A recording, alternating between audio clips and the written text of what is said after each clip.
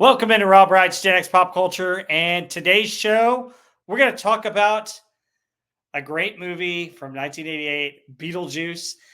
The sequel is coming out this week. If you're watching it this week, it's the first week in September, and Beetlejuice is about to premiere this week. So we're going to talk about the original film, and I'm going to tell you why I love this movie.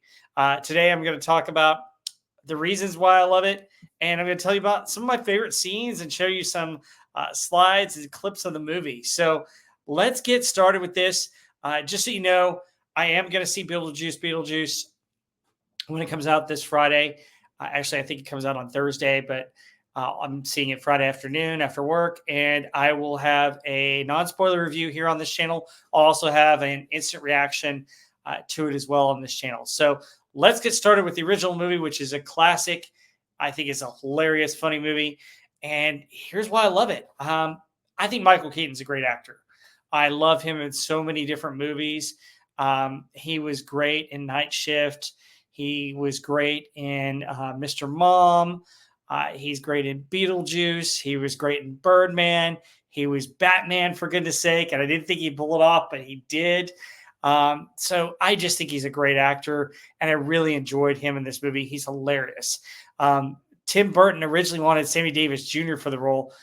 Let's take a moment to pause right there. Sammy Davis Jr. would have been interesting. I don't know if I could see him as Beetlejuice, but wow, that was an interesting role. A couple of others that he considered for it were Dudley Moore and Sam Kinison.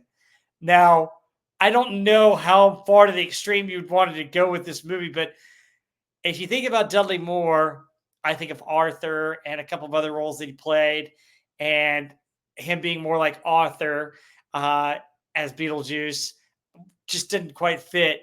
Sam Kinison yelling and screaming at people would have been funny, but it would have been awkward. So I think Michael Keaton was the right choice.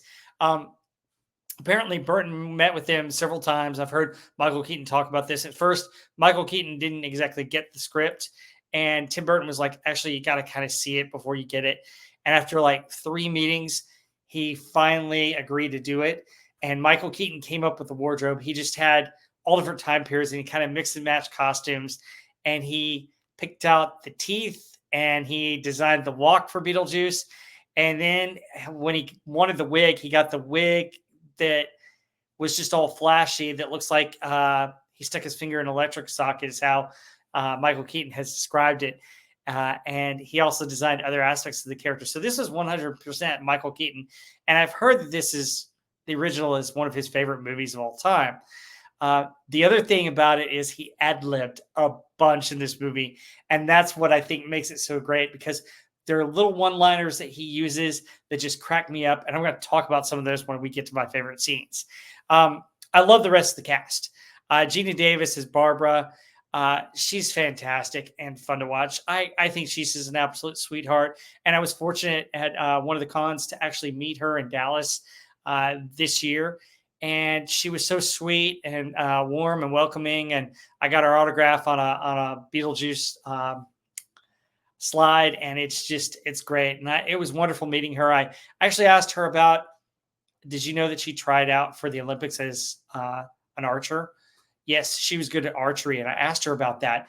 And what she said to me was she came close. She finished 24th, which is pretty awesome considering, she was not anywhere near professional archer at that time. And she told me that, she decided to try out after she did A League of Their Own. And it's really cool that she did that. I mean, can you imagine going from acting to a fun hobby and then competing for the Olympics? It's just fantastic. It says a lot about her. And she lit up when I asked her that question, because I don't think she gets that very often. So if you ever meet her, ask her about that. It's a really great, and it was great couple minutes that I got to spend with her telling me the story of it. And it's fantastic. Alec Baldwin is good as Adam. I really like the Maitlands in this movie. The movie really revolves around them. They're the main stars of the movie. And I just like them as a couple in this. They're a couple on vacation trying to relax at the beginning of the movie. And then everything happens. And I if you know the story where they pass away and they haunt the house. And I just think they're both great. I think they're perfect in the roles, and it was well cast. The rest of the cast is fantastic. Winona Ryder knocks it out of the park as Lydia. There were other actresses that they considered for Lydia, but I think Winona Ryder does the goth, strange kind of character very well. And she nailed this role. I mean, she just was perfect as Lydia. And the great thing about Lydia that you see is that you see kind of her transformation from a dark, disturbing person who feels kind of left out as her father has married her stepmom. And I guess kind of the backstory that I was reading was that her mom had died, although they don't really explain that in the movie. As a depressed kind of teen who meets these ghosts and can see them, and she kind of grows up and grows out of it and feels kind of the love and support from the Maitlands, Barbara and Adam, as they kind of support her. And you see the kind of change towards the end of the movie in this. And I think Winona does a great job with it. And I love the character of Lydia. And then I'd be remiss if I didn't mention Catherine O'Hara. And Jeffrey Rush is good in this movie despite his problems. And I know not a lot of people want to talk about him because he's had some really bad problems that we can't talk about on YouTube. Sad that happened to him, but, probably deserved it. Definitely deserved it. If you find out what it is, I just like, dude, why? But Catherine O'Hara, I grew up watching reruns of SCTV. I loved her in that show. She's a wonderful comedian. I think she's a great actress. She's a lot of fun in this movie.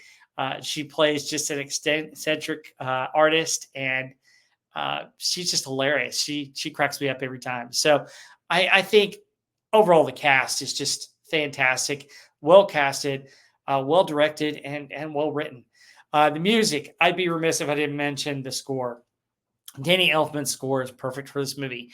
If you listen to the music as you're watching Beetlejuice, it hits all the zaniness that's in the film. I mean, the way that the music kind of perks up that zaniness and goes with it, it's just picture perfect. And Elfman does a fantastic job on this. I love the score. And then, I wasn't familiar with Harry Belafonte and his songs, but they became popular because of this movie. Again, they came out like in the 60s, but man, such great songs and so iconic for this movie. I mean, you hear, Jump in the Line, and you hear Deo, and you think of Beetlejuice. That's the second time I've said his name. I better be quiet about saying it again, or otherwise he might appear. But anyway, the music is fantastic. I love it. Originally, they were going to have an R&B song, and Adam and Barbara was supposed to dance to When a Man Loves a Woman, but in the script rewrites, they changed it to Harry Belafonte, and I think it works for this film because it makes it more unique and unusual, and that's what's so fun about this film.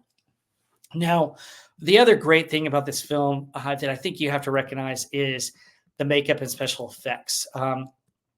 They won an Academy Award for the best makeup, and it was well deserved. The makeup is fantastic.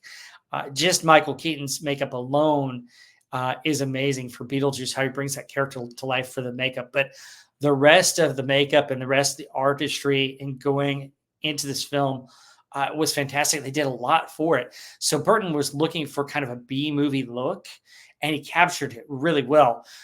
They used practical effects, which, folks, I'm a big fan of practical effects, even in today's world. Blue screen, animation, prosthetics, and puppetry to all bring this movie to life. And I love that they used all those elements because it just makes it more fun. Now, it does get ridiculous and zany, but all of those elements add to that zaniness and feel for the movie. So, overall, I would say that you're adding all this up and it makes for just a wonderful, fun film. And that's what this is about. That's what's great about some of these movies that I talk about, is that for me, all these movies are fun. They were fun to go to. You get involved with just the story and just have a good time and get away from everything. And it's just one that I can watch again, and it brings me back to that place of happiness and joy and just having fun with a movie. And that's what I think Hollywood's missing today, but more on that for another time. Let's get my ugly mug off the screen and show you some screenshots and tell you about some of my favorite scenes here. All right, there's the title card. Love that. There's several different ones, but I think this one captures it really well with Beetlejuice. So these are in no particular order because there's so many great scenes in this movie. I don't know if you can pick just any few, but the first scene that I love is just meeting Beetlejuice, and they go into the model in the graveyard and they have to dig him up, which I think is hilarious. And then out he comes, and I think it's really cool. He starts to hit on Barbara, and he's hitting on her the whole time. And one of my favorite little one-line ad-libs that's in here that you will miss if you don't stop and watch this or stop and remember it. He does this thing where he says, learn to throw your voice, fool your friends, fun at parties. And he says that as Barbara's talking. And so it's like he threw his voice and possessed Barbara for a minute. And I crack up every time I see that scene because it's just hilarious. And then, of course, I'd be remiss if I didn't talk about his monologue. See, there he is again, hitting on Barbara. And then, of course, he tries to make it up to Adam by saying, hey, we shop at the same store. Yeah. And Adam's asking if he can be scary. And he goes, what are his qualifications? Can he be scary? So he goes and mentions that he attended Juilliard. He's a graduate of the Harvard Business School. He lived through the Black Plague, and he had a fun time doing that. And apparently that's a hint for the new movie. And he's seen The Exorcist at least 100,000 times, and it keeps getting funnier and funnier every time he sees it. So he's zany, and then Adam asks if he can be scary, and he scares him. So it's really cool. It's really a lot of fun.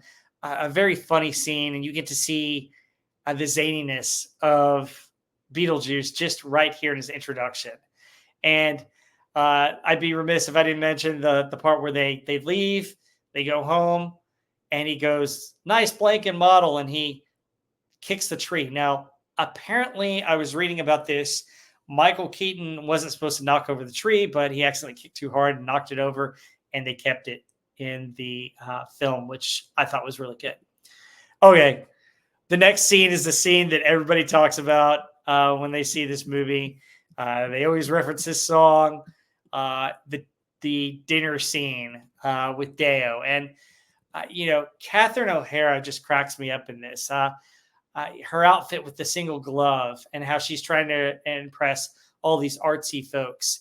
And you have, different people there. You have intellectuals like Dick Cavett, who's playing a art dealer, but you know who that is. You're like sitting there going, oh, it's Dick Cavett. Wow, cool.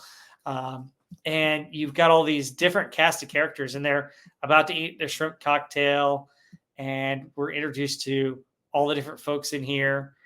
And then all of a sudden, you get all kinds of zaniness, like the napkins going Deo. And then you have Catherine O'Hara that jumps up and starts singing. And then Jeffrey Rush gets into it, and they start dancing, and they start doing the calypso, which is just hilarious. The whole routine is fantastic. I wonder how long it took them to get the routine completely down, because it's just amazing. A lot of fun. They're doing the 6 foot, 7 foot, 8 foot bunch. So it's Deo, the banana song that they're singing. And the dancers are supposed to be doing is a version of the calypso. I'm not very familiar with that dance, but it looks like they're doing a good job here on the slides, which I just thought was funny. And they go, daylight come and me one go home. It's just so much fun and so funny. I just crack up every time I see it. So obviously they understand that it's ghosts, and instead of being scared, the maintenance plan backfires, and basically they try and convince the ghosts to come down, but the ghosts don't want to, and the deets look kind of bad after that. So my next favorite scene is Beetlejuice first attack, and he turns the part of the staircase into a snake. And this is hilarious. It has one of my favorite lines in the whole movie, which I thought was just hilarious. He, you'll see it right here where he gets Charles Dietz and he's holding him up and he says, "We come for your daughter, Chuck," which I thought was hilarious and funny. And before that, Beetlejuice says, "We're going to stir the juice and see what shakes loose." Actually, this part was kind of scary. Probably one of the scariest parts of the film, because up until the line that he says, "We come for your daughter, Chuck," I was like, oh my gosh, that's terrifying. A ghost snake that's actually trying to kill people, which was awkward and scary. But then when he says that line, I just cracked up, and I can't stop laughing after seeing that line. I mean, it's funny. And then, of course, Barbara comes out and saves the day by saying his name, and he goes and he, gets thrown back in the model. And, Barbara's like, "Look, I don't want to kill them. I just want to scare them." And he has his spikes. And then we get into Juno. So my next favorite scene is the scenes with Juno. You had the scene before when they first go through the door, and you have all these people that are dead. You have the receptionist, who is Miss Argentina, who slit her wrist. You have the lady who sawed it in half. If you look at the background, the coolest thing that you'll notice is there's a hat tip to John Belushi, because there's what appears to be a Blues Brother in the background sitting back there. But there's all kinds of skeletons. You have this guy that's appears to have been run over, which is kind of funny. There again is the lady. And actually, I've heard that the lady that played her was the director's girlfriend. So kind of interesting, kind of fun.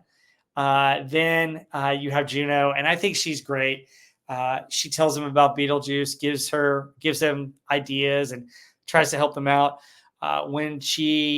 When they go back to her the second time, you find out that she created the whorehouse to keep Beetlejuice busy, and she asks them what they're going to do to scare the Dietzes. And so, after planning with them, basically Barbara and Alan decide on different ways that they're going to do that, and they come up with some stuff that really isn't scary. And they kind of decide that, hey, they're going to ask Lydia and her family to stay because they really like Lydia, and she kind of grows on them. And then, of course, the final scene that I really, really love is the ending attack by Beetlejuice.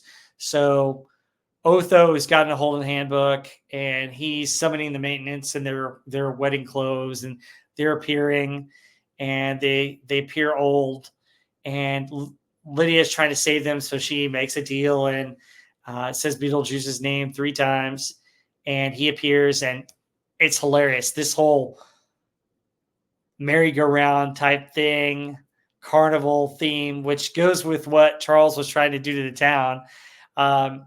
He's "Welcome to Winter River," and he does the whole thing where he pops out, and it's just a crazy merry-go-round, a crazy feel, but really cool. And at the top of his hat, it's not in this picture, but you can see Jack Skellington, which is the next project that Tim Burton was going to work on. So pretty cool stuff on Nightmare Before Christmas. And then so Beetlejuice comes out, he gets rid of a few people, and he's like, "That's why I won't do 2 shows a night," which is really funny ad-lib. And then he rescues the Maitlands, and he goes after Otho. And one of my other favorite lines in this movie is he gets on Otho and he goes, "Not so fast, round boy. We're going to have some laughs." And, Otho's terrified, and he's running towards the stairs, and then Beetlejuice goes and changes his clothing. So Otho is this character that's very, very fashionable, very stylish, very into the mood, and he puts him in like an LL Bean suit, and he just goes crazy and runs off. I just think it's hilarious. The funniest thing, what can you do to a guy like that? Then part of the arrangement is Beetlejuice has to get married. And apparently this is to reverse the curse. So that he can no longer be summoned when you say his name 3 times. He has to marry somebody and get out of the ghost world, somebody human. And it's funny with him and Lydia. And I love the part where she's trying to say his name, and he tells the Reverend right here, nobody says the B word. And then you see him, hey, where's the ring? Oh, she meant nothing to me. And that's a hint as to what's going to possibly happen in Beetlejuice. I love the part where he covers her mouth and speaks for her. That's hilarious. That's funny. Then Barbara and Adam try and rescue the situation. Barbara gets one out, and he zips her lip, and she unzips it. And then she says it again, and he throws this thing at her, shutting her mouth, and then has her take a hike to the sandworm. And she's able to corrals the sandworm to go after Beetlejuice and knock him out, which is a fitting ending and funny stuff. And so you have the ending, and Lydia is getting help in school from Barbara and Adam, which I think is a great, fantastic ending. They're helping her with her studies. She does well on a math test and gets to do the Shake, Shake, Sonora song. And it's just fantastic ending. And then another ending was filmed a little bit late in the production. So they went back and refilmed this. And this is Beetlejuice in the waiting room. And he switches the thing with the witch doctor. And the witch doctor shrinks his head, which is just hilarious. And apparently this Bob guy is going to be in the next movie. So, but those are all the slides. That's what I love about Beetlejuice. Those are my favorite scenes. What are some of your favorite scenes in this movie? What are some of your favorite lines? Do you like this movie? Let me know in the comments below. Please like and subscribe and share the video out. I need some more likes so that I can get monetized. I'm looking forward to that. Coming up, we've got a couple things coming up. So I mentioned the movie. I'm going to give a non-spoiler review, and I'll give my first reaction video. Both those videos will be out Friday or Saturday. I also have another movie that's in the pipes, The Best of Times with Robin Williams and Kurt Russell. It's not a really well-known football movie, but it's a kind of a favorite of mine just because I'll tell you, it's kind of a small-town football feel, and that's what I love about it. But more to come when you see that video. Anyway, let's have a good time. Share your comments below. Tell me what you think about this movie, what you like about this movie, what you don't like about this movie, and we'll see you in the next one.